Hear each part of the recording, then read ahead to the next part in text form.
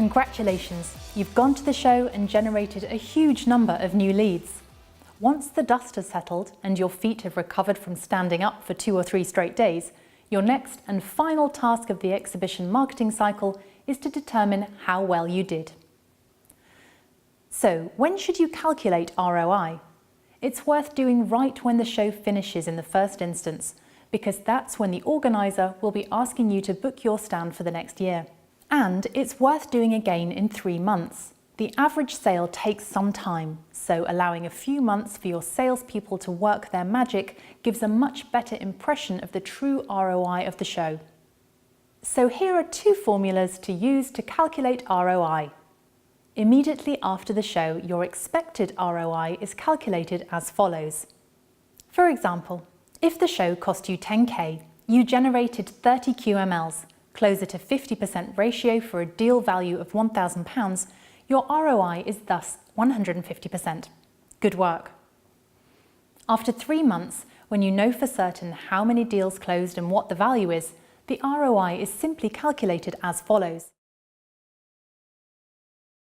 Quite often, if a show seems excellent, you assume your ROI will be greater than it was. Conversely, if the show seemed poor and one monster deal comes in 2 months later from it, then this needs to be attributed to the show ROI. So now you know what your ROI was, which will make your FD happy. But the real question is, what can you learn from your exhibition experience? The first thing to consider is how your ROI matched up against your expectations. Did it deliver quality new business to your pipeline? Did it give you a chance to meet lots of existing customers? Did visitors to the exhibition leave with a positive impression of your brand? While you can measure these things to an extent, a lot of the analysis is going to be qualitative. Try this. After the show, call up a few people who came to your stand and ask them what they thought of it. Try some open questions. For what reason did you come to our stand? Were you able to speak to someone quickly enough? What did you think about the stand's aesthetics?